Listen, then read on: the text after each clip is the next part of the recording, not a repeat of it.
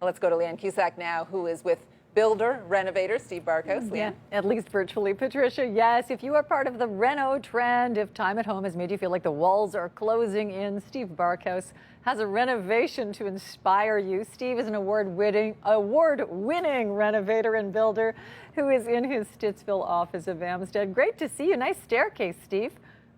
Thank you. Thank you. Those are the awards all in behind you? Yeah. I'm not saying a word. You know what I have to say? Congratulations on that. I will say a word. Thank you. You have lots of natural light and you have a beautiful staircase, and this renovation is all about that. Tell us about the trend and this wow makeover you have chosen to share.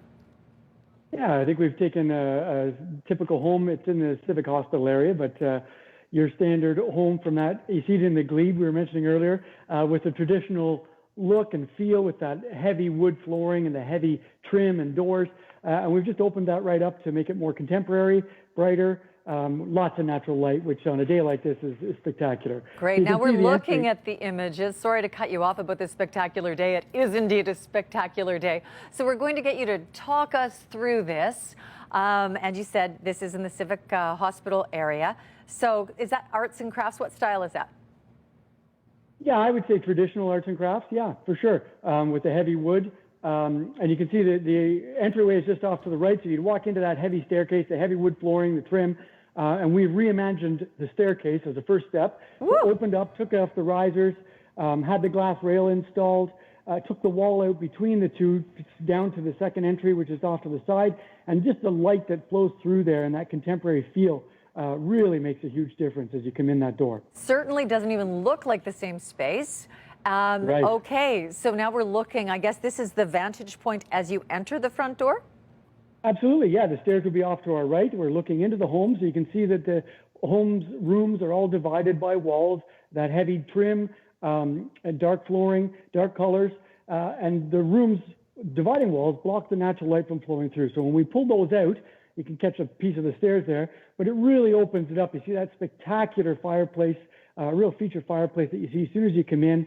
But we still have the definition of the rooms. We've kept a small wall with the closet at the front door so that there's room to hang your clothes and maintain that definition of room space. But you can really see the colors, the themes going through. So that's the opposite way. So looking back at the stairs, and you'll see the transition there. But again, those dark colors and closed off rooms, and just look at that natural light flowing through. So isn't that incredible? You've gone from traditional to a completely modern feel. And Yeah. I mean, the white, the light, the everything. Okay, next image is... That's before the kitchen. So, the kitchen's the heart of the home. You can see it was a single person functional kitchen. No room for a party in that kitchen whatsoever. And in COVID times, that's okay, but we're getting over that soon. So we wanted to open that up. They had put an addition on the back years ago, and it was a small solarium that was not very useful. We took that wall out, opened that kitchen to the solarium. We actually were able to even slide a powder room in the back corner there that you can barely see. It's seamlessly put in. But really, it feels like when you're in the kitchen, you're outside. They've got beautiful landscaping in the backyard. They've got a pool, and it's just open right through there. The solarium that we see here now that was built a few years ago, it's basically a 3-season solarium, which is a 1-season in Canada.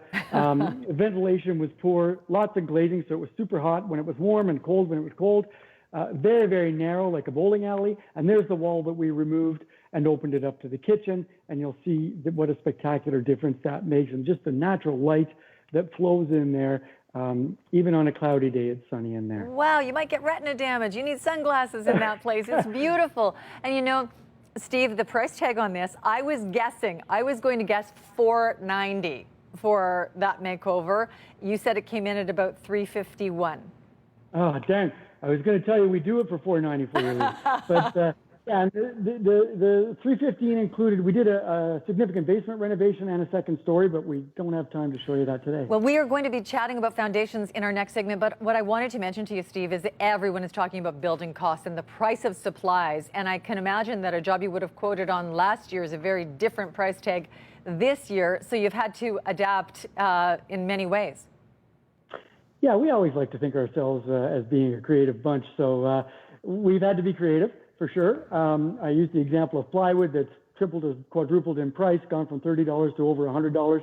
But we're using different materials, and materials that are structurally equal or better, and better with materials. So if it's stucco, we're using Dent Shield, and just finding solutions. And Dent Shield is, for a sheet, is $25. So back closer to that plywood price originally.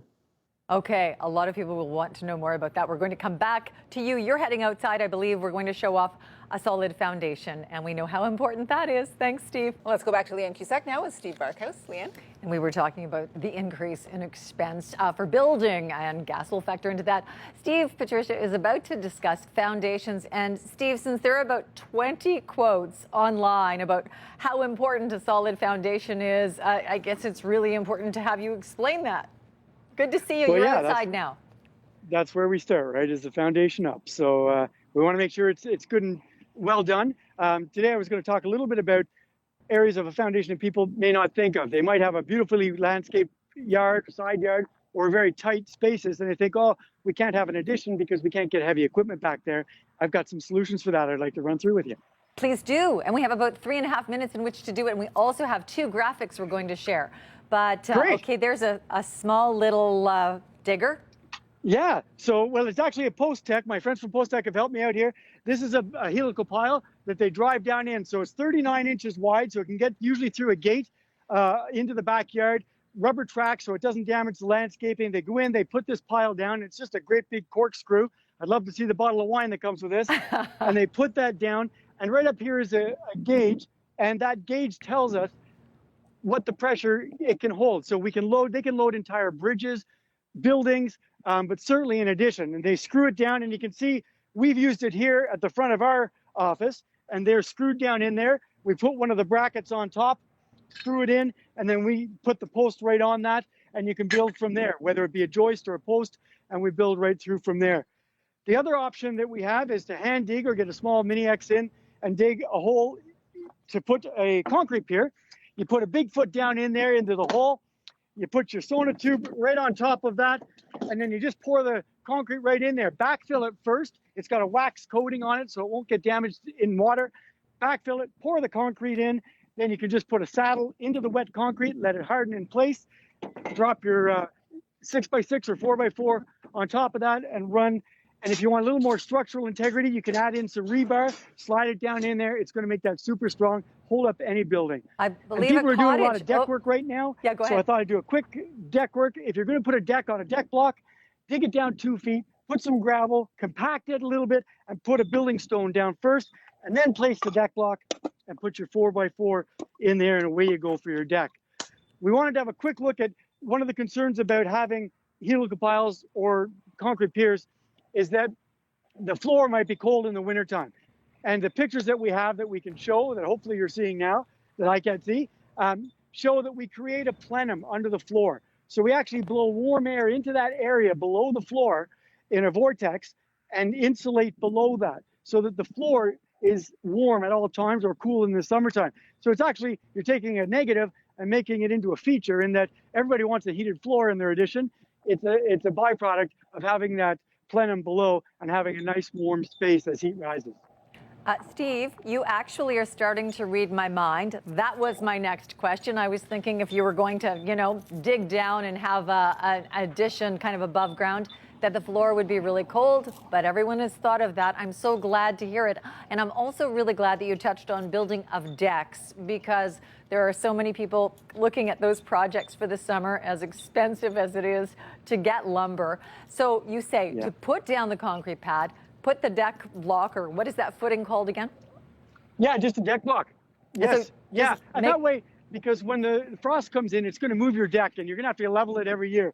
Whereas if you dig down 2 feet, it's not that far, get past the top. So put in a couple of bags of gravel. Like I say, pack it down. You just need a 6x6 and pack it down, and then place this block on the level and put the deck block on top of that, and away you go, and it won't move at all. Great. We have only 10 seconds left, but just show me with your hand where the ground will be, if that is the base of your deck. Where the ground will be sort of probably right at the top of this stone, maybe a slight bit above, just to hide that joint. And then you're up above that, because you don't want the grade up touching the wood. Because it will rot it. I'm guessing. Yeah. And wood is Yes, really exactly. expensive, as we discussed. It's always a pleasure to have you, Steve. I know you're busy. Thank you. Go get building, but thanks for the inspiration. Good to see you. Thanks. You too.